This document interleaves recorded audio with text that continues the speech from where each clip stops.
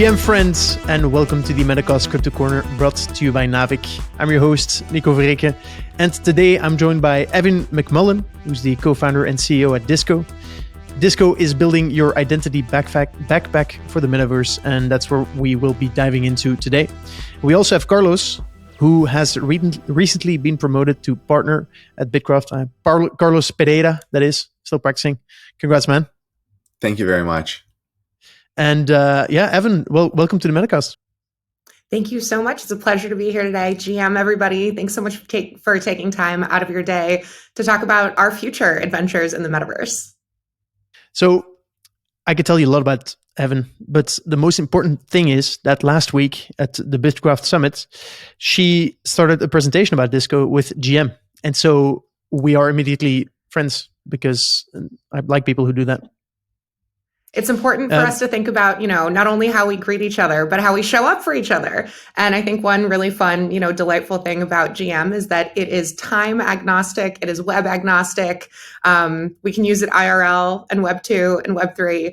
And it's it's a funny thing. But I think that the international use of this greeting and the fact that it is multi-platform is just another way that we show our human coordination, regardless of where you're coming from or where you're showing up. Couldn't agree more. All right. So before we dive into what Disco is building, maybe some intros are good to set the stage. Evin, you want to go first and tell us a bit more about you? Absolutely. So I'm Evin McMullen, co-founder and CEO at the Disco. I first fell in love with Web3 and decentralized networks over a decade ago, but more recently have come up in the Ethereum ecosystem and now consider myself to be web and chain agnostic. So at Disco, we are, as you said, building your identity and your data backpacks for the Metaverse so that you can own and control private data written about you and proceed through your adventures from app to app across chains in a manner that optimizes for your consent and control. The reason we're called Disco is we believe that you are the multifaceted center of the party just as you are, and you should reflect your data and your identity to the world however you decide. As we know, our Web3 wallets are for public financial data, and we think of your data backpack as the best place for you to logically centralize and physically decentralize private data written about you, just as you carry around all the things that are important for your day in your physical backpack. There is a lot to unpack there, so I look forward to doing that. Carlos, how about you? So I'm Carlos. I come from a background of traditional finance with growth and PE, and began investing in games back in 2018. I've always been a huge gamer. I still am a huge gamer. I had a 1 hour gap on my calendar before this, and I was playing video games. So it's always been a huge part of my life. And I didn't know that you could work with it in an investment capacity. And then when I found out, I got the great fortune of starting my journey.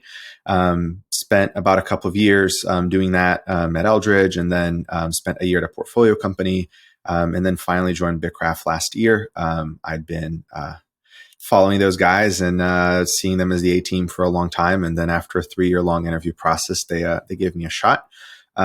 So I joined last year. I've done a number of deals on the equity side, sort of closer to my background. But then last year, I fell in love with the crypto side of things. One, seeing new games being built on different infrastructure that I thought ultimately was better for the players, right? And very much putting myself on a players first mentality from what I do, right, with my time.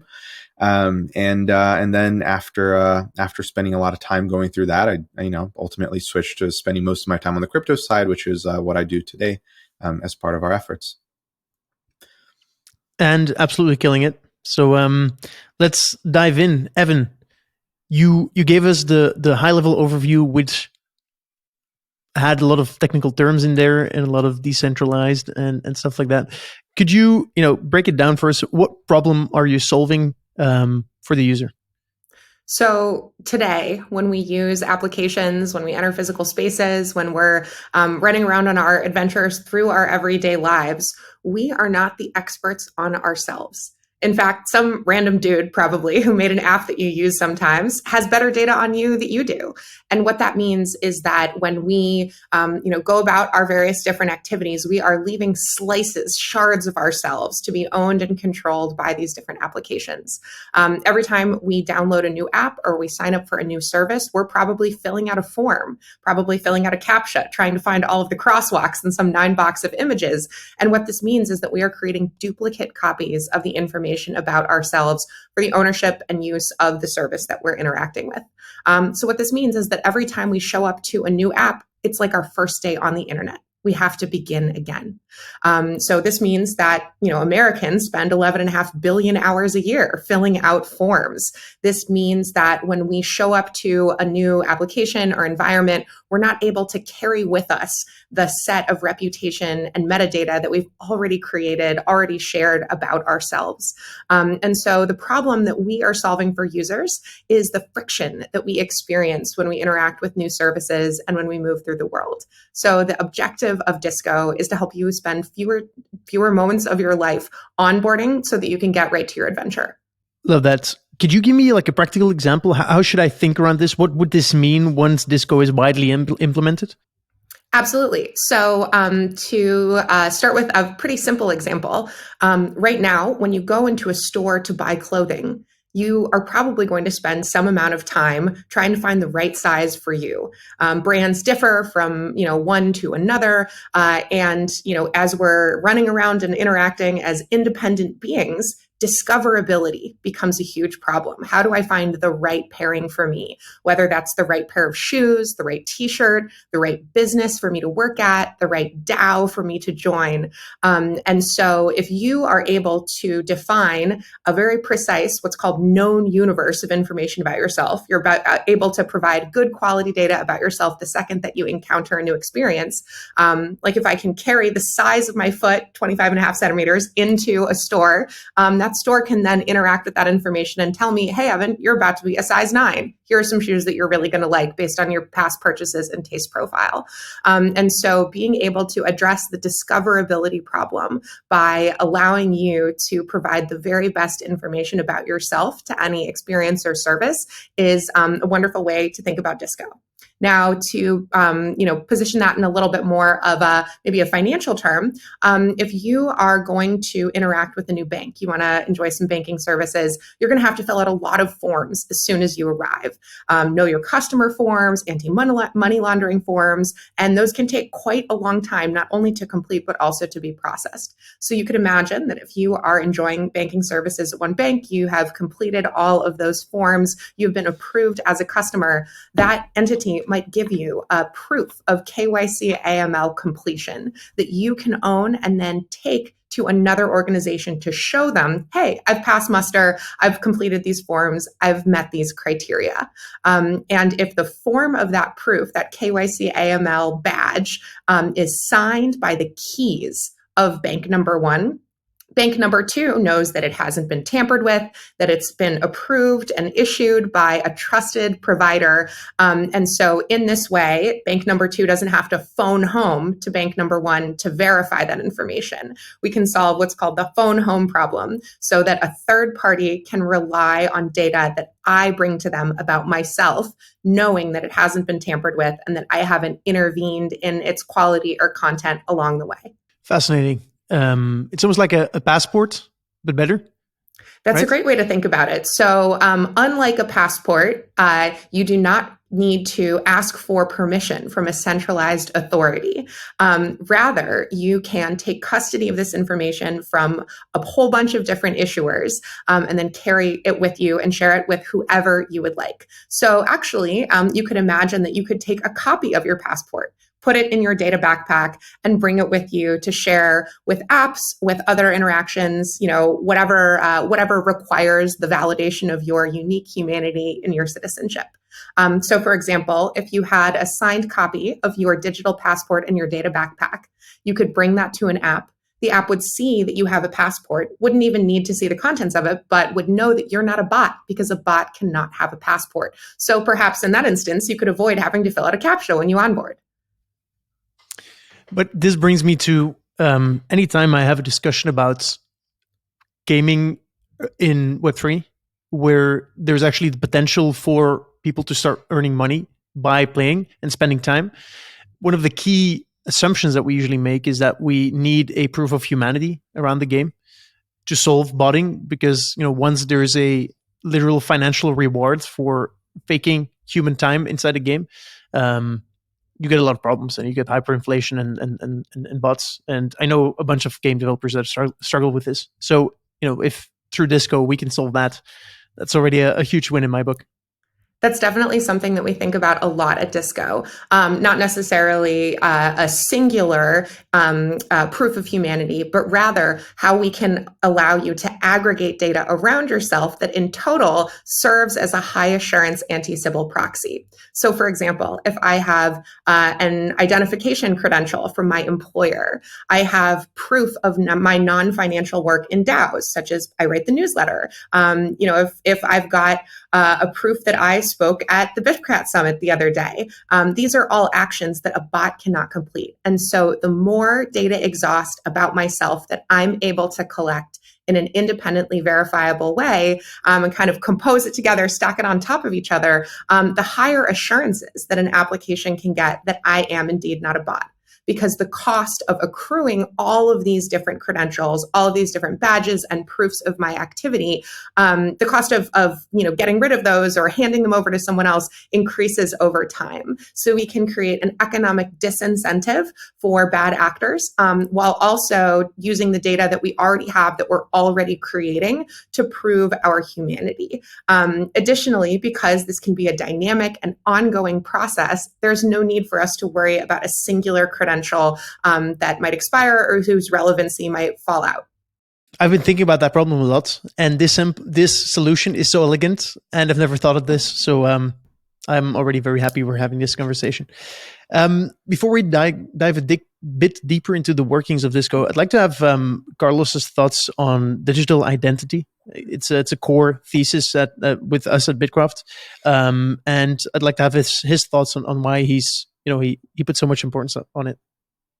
I think so. First, from a philosophical perspective, this problem has always been very interesting to me because as we imagine the migration of people from the physical world to the digital world, I sort of think about like what is the nature of my identity in digital worlds today, and a lot of it comes from games, right? And I have very different identities in very different games, and people know me as different things. And then even in social networks, right? I have, in a way, there exists a LinkedIn Carlos, and there exists a Instagram Carlos, and there exists a Twitter Carlos.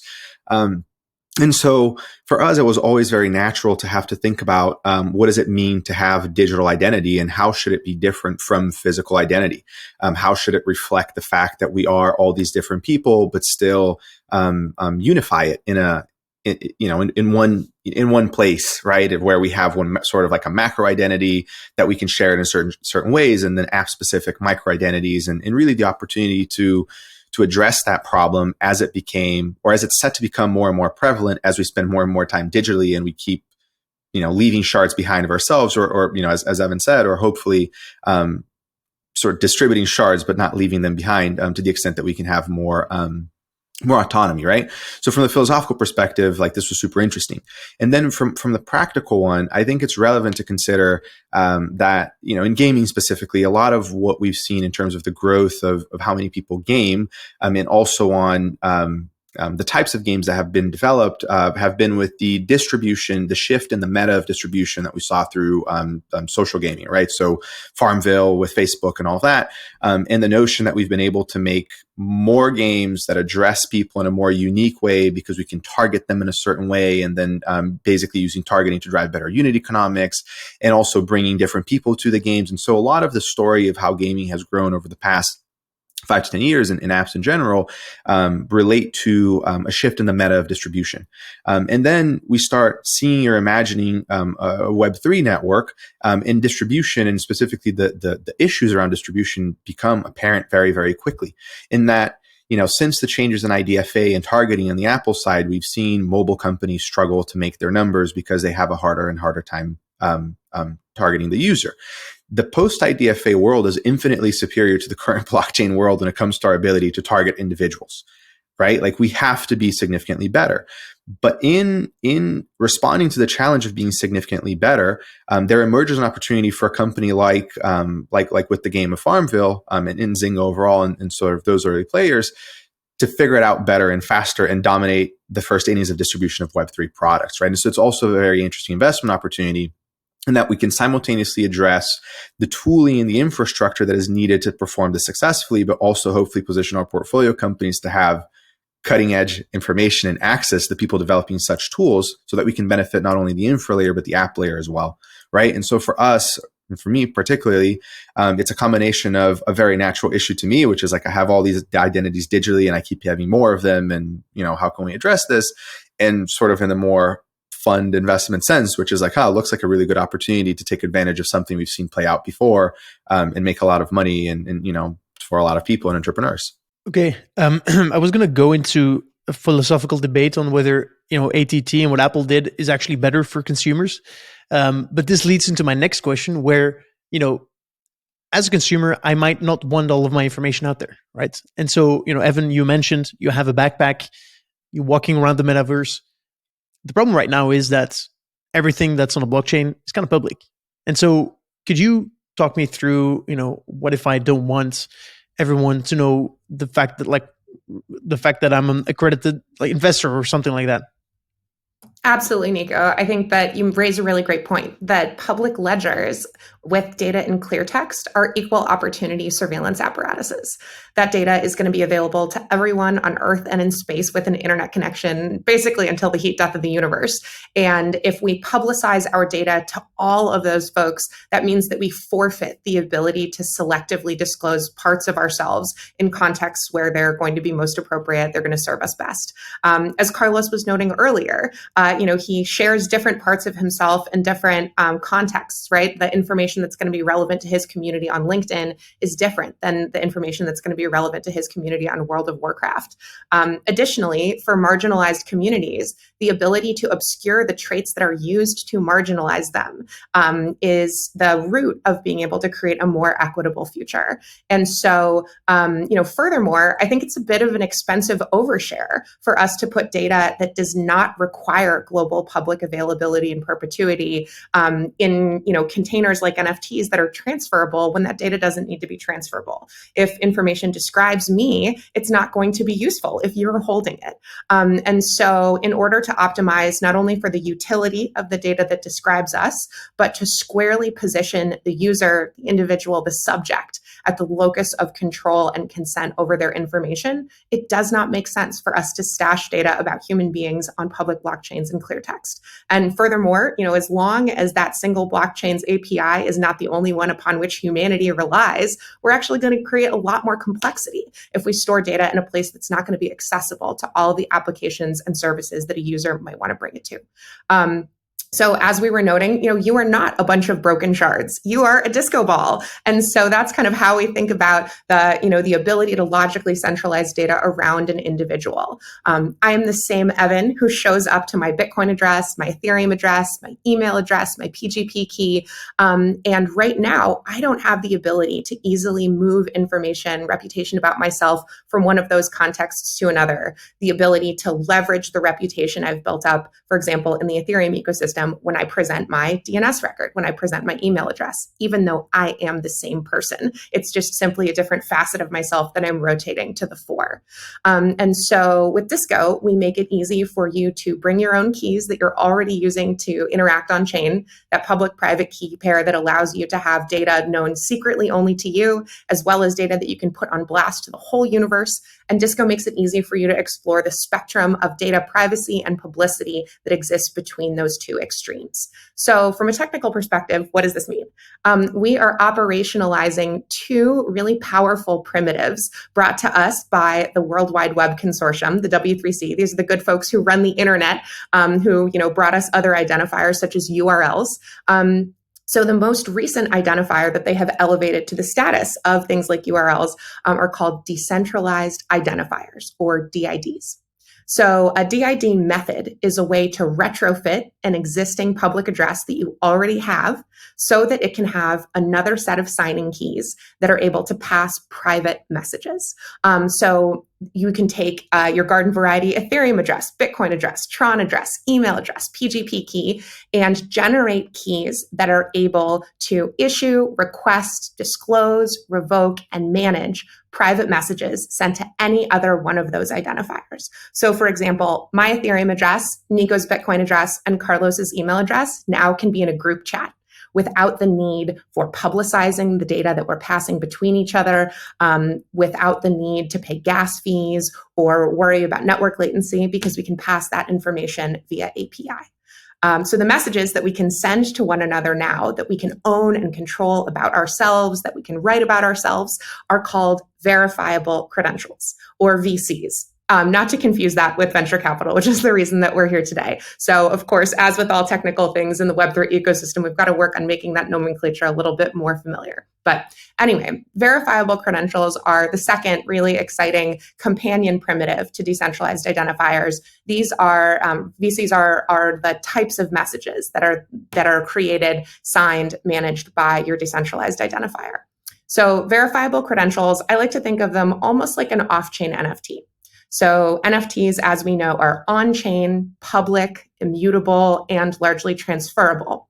Verifiable credentials are off-chain by default. They're just a signed attestation or statement written by one party about itself or about another in the form of a JSON blob.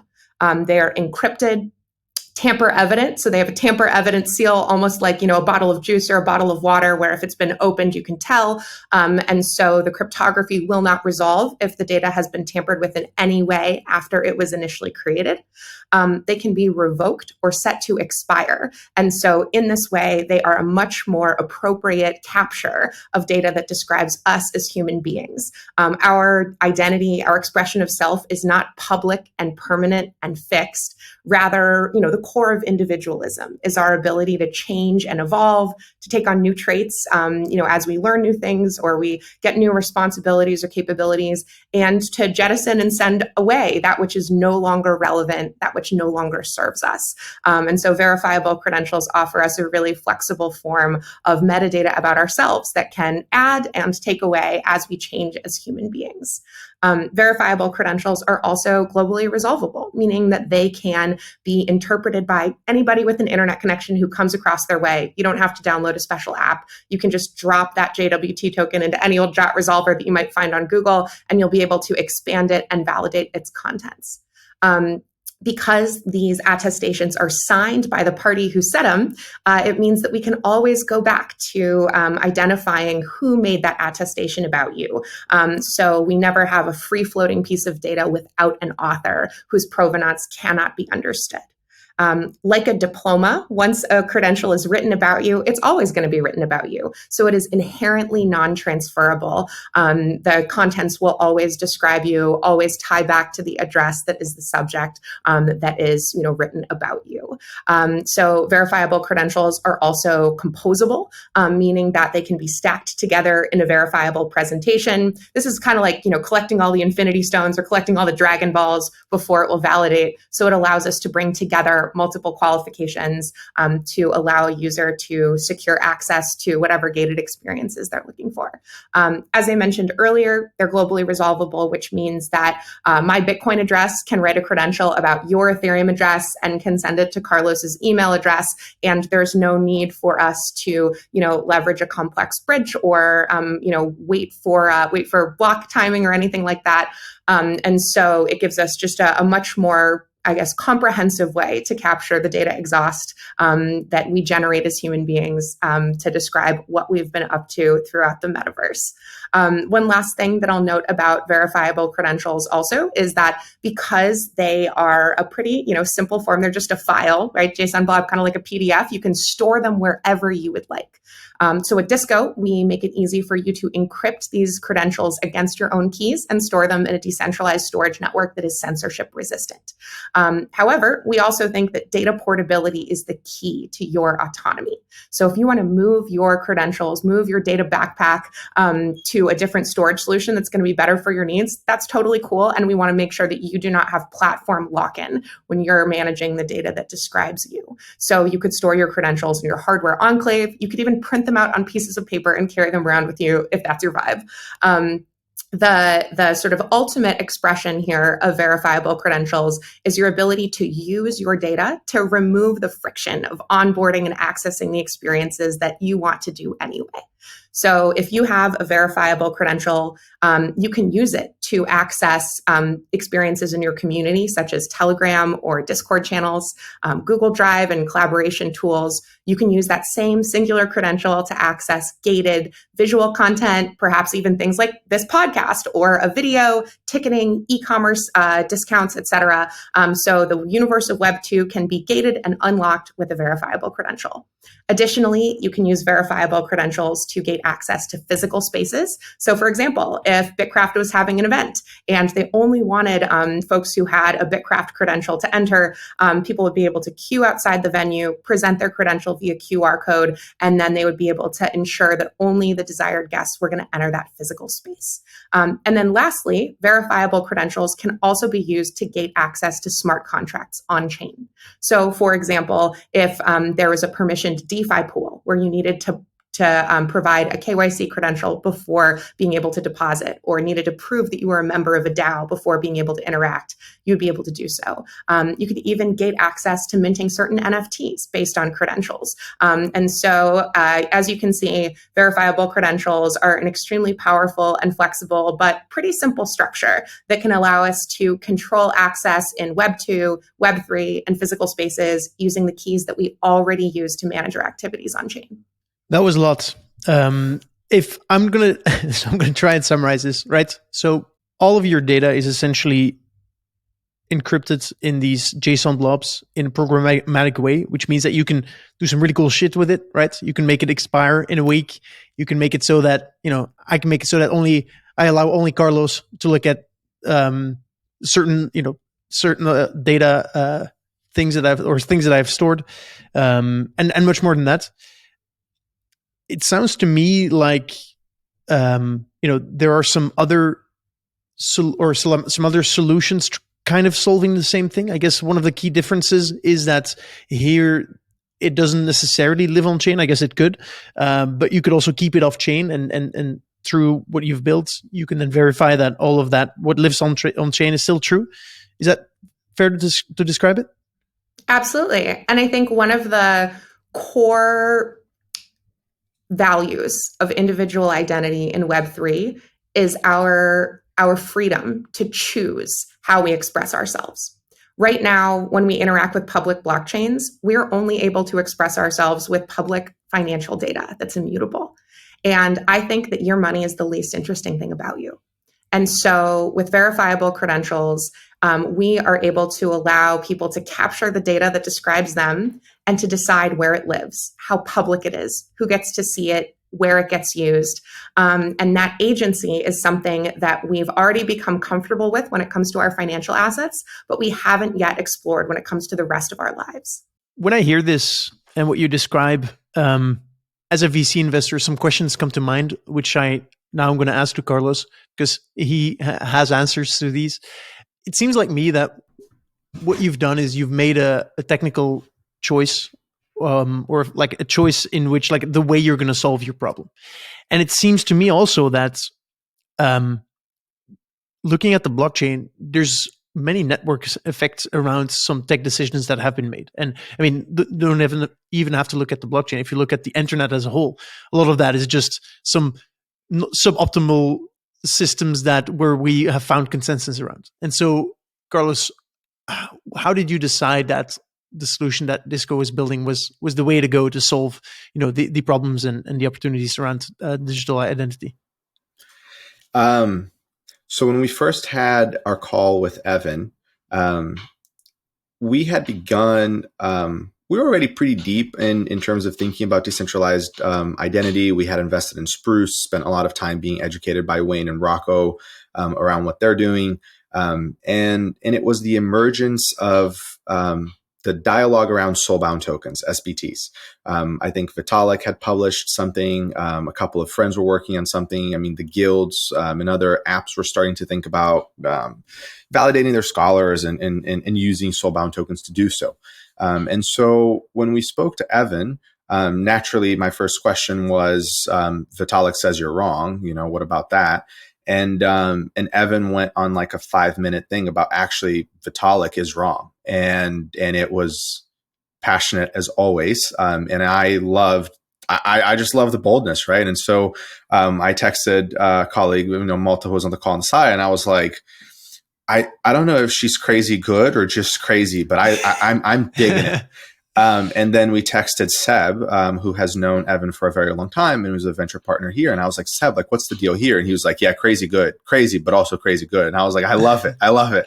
And so it came ultimately from the perspective of two things. Like, one is loving the entrepreneur and loving the energy and backing people, even if she came to the pitch with something that was very, very different than what I was willing to consider up to this point.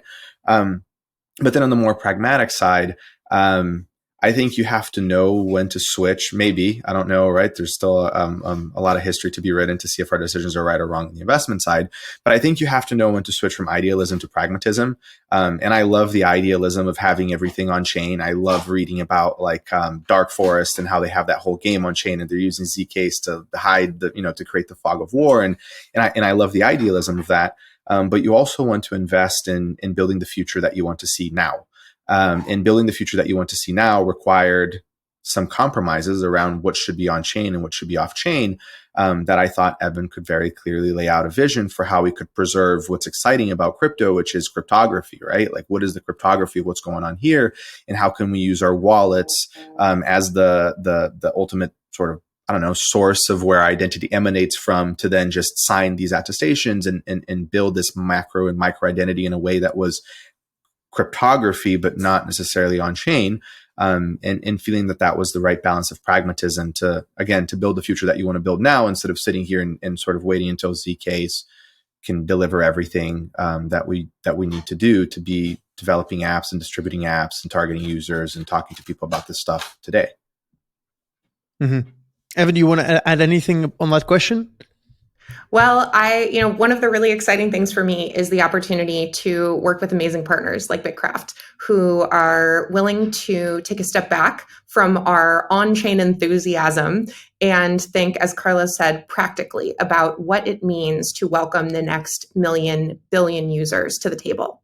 So at Disco, we are really excited about being able to use the powers of our public-private key pairs without first having to fund our wallets. You are still able to sign data and to pass it in, a variety of different interactions without having to first go through a KYC process or onboard fiat currency or, land financial assets in your wallet. And so if we think about the range of our human existence, our human expression, most of what we do every day does not start with a financial transaction. And so considering the broader ecosystem of what it means for us to build a reputation, to be a good agent in the games that we play, to be accountable to the communities where we live, all of that information can bolster our interactions on chain in a way that exceeds what we're able to do right now with tokens alone.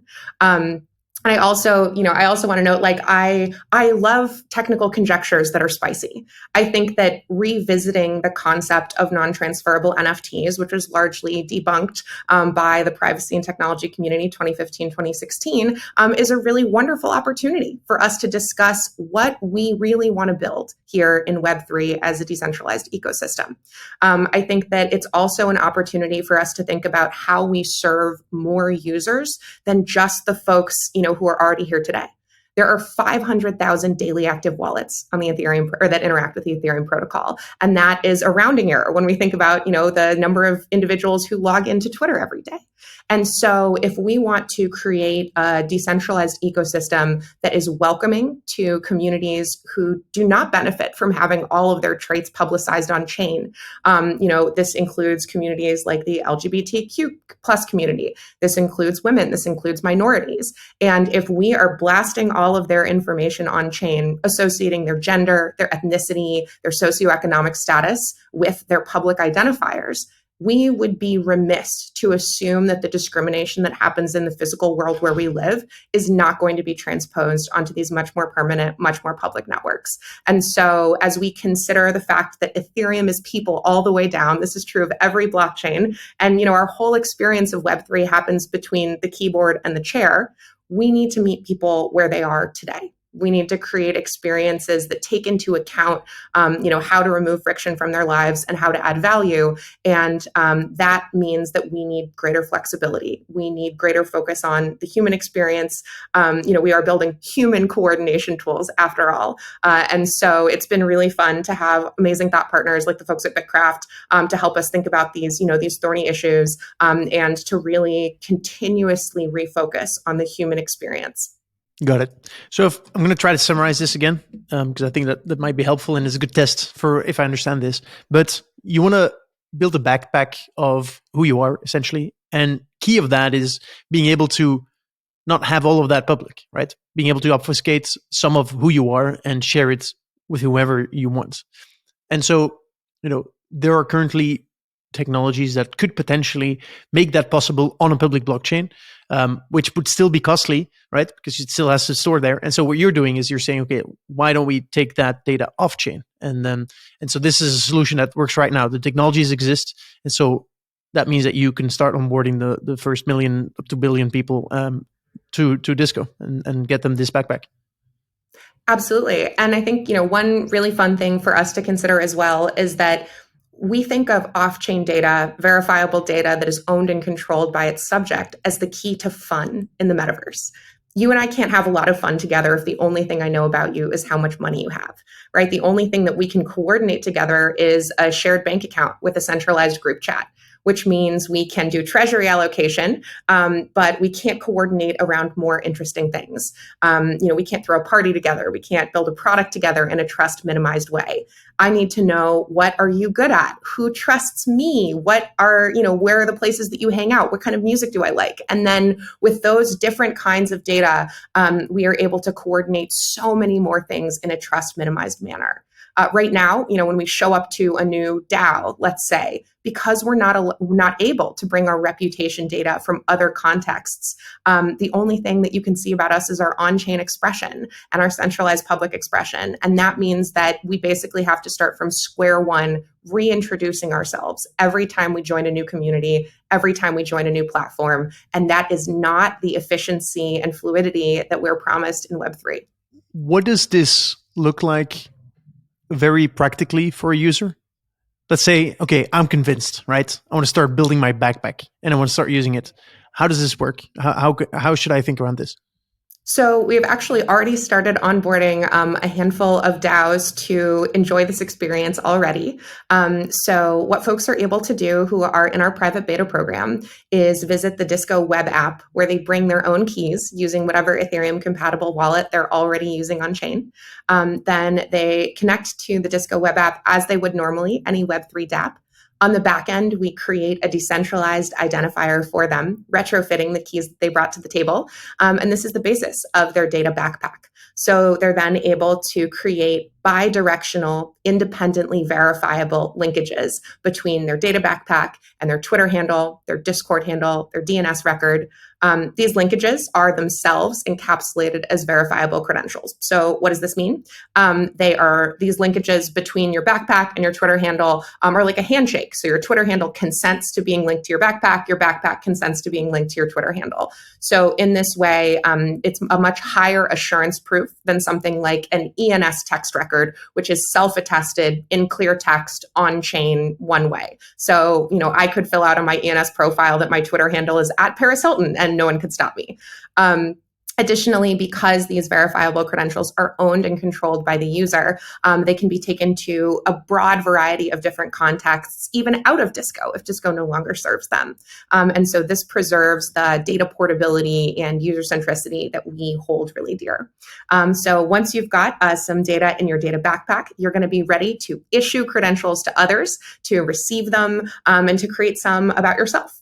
So, for example, one of the types of credentials that we have to help folks get comfortable with this new UX flow is a GM credential. Similar to a Facebook poke back in the day, it's a friendly greeting that you can send to someone else. But what that feels like is when you receive a GM, you're taking custody with your keys of a rectangular JPEG written about you by someone else that can then be used to access all kinds of experiences that currently at Disco we are building out so that you can bring a credential to an application and get past the access control gate and get on with your adventure in the metaverse. And so the look and feel of managing your credentials is somewhere in between NFTs and your Apple Wallet. But because these credentials can be used in a broad variety of contexts, we think that it opens up the world of possibilities far beyond the chain for you. How does this work from the developer side? And I guess my more important question is, it sounds to me like you have a sort of two-sided like a platform where you need both users and the developers of the applications that use the credentials to be on board. Famously, these platforms have a sort of cold start problem where you need a lot of users to incentivize or to make it worth it for the developers to actually implement your solution, and then the other way around, you need a lot of solutions and applications that use it to incentivize your users to actually start getting these backpacks. So I guess what's in it for the devs? How does it work for them, and how are you thinking about the cold start problem? So actually, let's make this a little bit more complex. I would call this a three-sided cold start problem, but okay. Absolutely agree with your characterization here. So in the context of verifiable credentials, we often think about the issuers of those credentials. So applications, services, and individuals who are writing credentials about others. We think about the holders of those credentials, so the folks who are taking custody of data written about them into their data backpacks. And then we think about the verifiers, the third-party applications who haven't spoken to those issuers, where holders of data are going to visit their front door and showing up with independently verifiable data to define the known universe that can be used to personalize their experiences in those third-party apps. So the wonderful thing for us in Web3 is that we are reaching a ceiling of fun and utility that we can coordinate around public financial assets. So for example, in DAOs, folks are frustrated that they cannot capture proofs of their non-financial work and that the switching costs of going from one community to another are extremely high. Holders, individual users are frustrated because they spend so much time onboarding and filling out forms. And Web3 applications are also pretty frustrated because if they want to create and interact with user data that's not on chain, they have to behave like a Web2 app, vacuuming up data about their users. But the problem is that their backend is a slower, more expensive database than a Web2 application.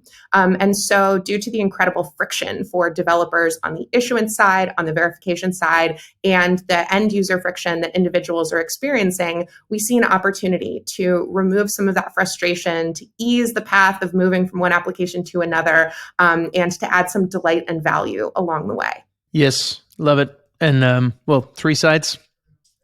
It makes it exponentially harder, but makes a ton of sense to me.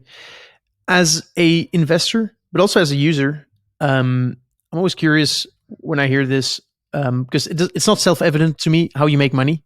And even as a user, I want to understand that, because if I don't know how you make money, you're probably making money off me. So, how does that work? So we see a number of opportunities for monetization in this new paradigm. Disco has an SDK that makes it easy for applications to issue credentials about their users in a manner that doesn't require them to undergo all of the complexity of building out this infrastructure. So we think the simplicity of being able to issue verifiable credentials in a W3C compliant form that's going to be interoperable is an opportunity to monetize with a tiered rate limited option. However, we think it's really important that we always have a free tier for our builders and degens. So that's on the issuer side. On the verifier side, we have an API that it makes it easy to display and validate credentials, as well as, we're excited about working on those verifiable presentations that we talked about earlier, the ability to request that a user bring a collection of different credentials together from a variety of categories, signers, issuers, in order to validate those as a whole. So our API, similarly, I think has a great opportunity for a tiered, rate-limited pricing structure with a free tier always for our degens.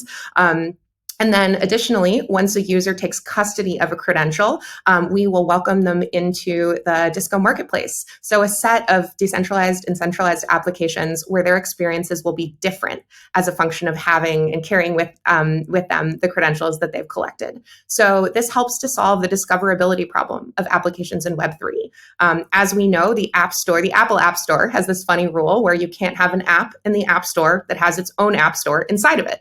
This is why MetaMask got booted out of the App Store a while ago for a little while. And so it's made it really challenging for Web3 users to find applications that they know and trust and to discover new ones that might be relevant to their interests. And so by having a familiar marketplace type experience, there's a lot of real estate there for us to explore potential monetization.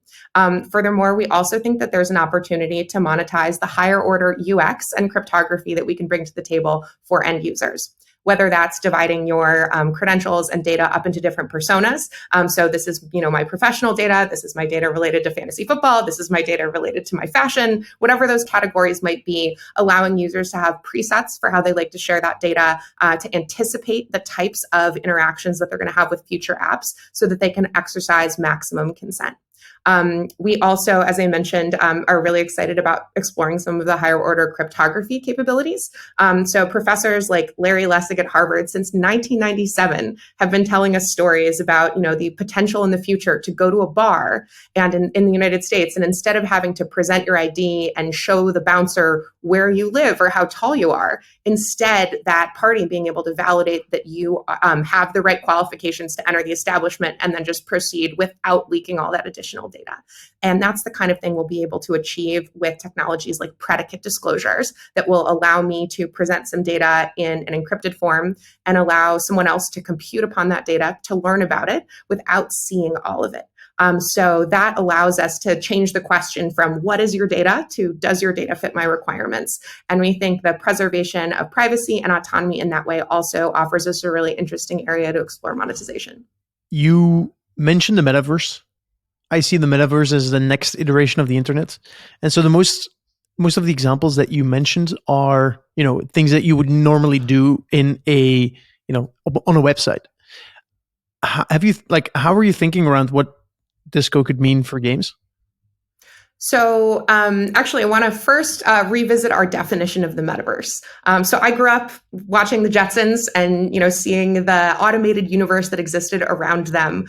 So my definition of the metaverse is your ability to show up in any digital or physical environment and receive a personalized experience as a result of the parts of yourself that you choose to share. I think we're limiting ourselves if we consider the metaverse to only be hanging out inside of someone else's website with an iPad strapped to your face. And so when I think about gaming and the metaverse, there are so many actions that we do outside of games that might be relevant to how we show up in those games, whether it's my accountability in communities, the fact that I am a good guy, I am a rule-adhering, non-bully in one game might be an indicator that I'm going to be a good citizen of a different metaverse or game environment. If I have certain preferences, whether those are for music, for snacks, for brands, for colors, I can bring those preferences with me from one environment to another, one metaverse game to another, and show up and be able to have a much larger known universe about myself and skip through some of the onboarding required. However, of course, all of this requires that we have a shared standard of how we communicate information about ourselves, whether that's the capture of, the gait of our walk, whether that's the capture of, like I said, the music that we listen to, the characters that we like to play, the, robustness of our human expression just gives us a much larger surface area to play with when we come explicitly to gaming environments. Also, I think, discoverability, as we noted, continues to be a challenge in many spaces. And so if I know that a bunch of my friends are playing a specific game, or other people who have similar affinities to mine, similar personalities to mine, really dig a specific game, it would be really awesome for that to be served up to me in a manner that not only preserves my privacy, but optimizes for the amount of fun that I can have. Yeah, makes total sense. And I actually really like your definition of the metaverse. Haven't heard that one, but it just makes a ton of sense. Carlos, one last question I'd like to ask you is, you've done a lot of work around digital identity. You identified the opportunity of Disco and some other projects that we've worked with. Where are you seeing holes at the moment? Opportunities that not enough people are working on, and that you find should be worked on? I think the opportunity is obvious enough that there's a lot of people working on the different aspects of identity, targeting user, but the user experience around identity and using keys for token gated things and experiences. So for me, it's not so much of like looking at one particular place and not seeing anything being built there, but rather having a North Star around I don't know, what tells me that we've made enough progress. And I was joking with someone the other day, but it's actually a joke with a fair bit of truth behind it, which is, I'll start thinking about moving on from this as an investment thesis when on the app side, we can go to a game and say, please describe to me your CAC and LTV for your crypto game distributed by your different user acquisition channels. Right? When someone can finally tell us what exactly their CAC is and how they think about lifetime value for the consumers across the different channels of acquisition that are endemic and native to Web3, that will probably tell that we've made sufficient progress on decentralized identity that we should move on to something else in investment thesis, right? So like that's the North Star. And we're investing now in tools that are specifically targeting cohort analysis for wallets, and we're investing in things that are more on the infrastructure side, even one layer below Disco's on storing the data. And then we have the layer above, which is Disco with thinking about identity and issuing the credentials. And then it's like the next layer is using those credentials to target users in particular ways. And so for us, it's about investing in the ecosystem around it with a notion of like, what's the ultimate goal, which is how do we distribute products in a profitable way that is comparable or hopefully better to or better than Web 2 and also good for the consumer and reflect this paradigm shift in taking control of your identity that we see the potential for in crypto, right? So it's like, how can we do what we have now in a more consumer friendly way while not sacrificing performance of user acquisition? Evin, what you're building, I think, is inspiring. I don't think it's common knowledge enough that there's another opportunity out there around, a solution for digital identity. If people are inspired by, what you're building and want to learn more, or just want to talk to you because your enthusiasm is infectious, where can they find you? Well, we absolutely welcome all those who are excited by this potential future to come join us at Disco.xyz. There's a section at the bottom of the website where you can share with us your metaverse dreams. And so I want to hear about the future that you all are excited to build so that we can make sure we take those ideas into account as we proceed forward. You can also always find me on Twitter at Proven Authority. Send me a DM. My DMs are always open. Would love to chat with you. You can also head up the Disco team on Twitter at Disco.xyz. Fantastic. And Carlos, if I'm a Web3 game developer and I can tell you what my CAC LTVs are, where can I find you? You can find me at a Carlos at BITKRAFT.vc or any of the other great people on the team. Reach out to any one of us. First name at BITKRAFT.vc. It's easy. Carlos, yeah. No, don't do it. Sorry. No, I'm kidding. No, all of that is public. So good, fantastic. This was an absolute pleasure. Can I squeeze in one last question for Evin? Go ahead. So I was hoping to ask you this at the summit. You are the only portfolio founder that we have that comes from Berkshire Hathaway, highly atypical background in gaming. What did you learn from the Oracle of Omaha that you bring to your Web3 experience? So one of the most important lessons that I learned spending a lot of time in Omaha is discipline of singular focus.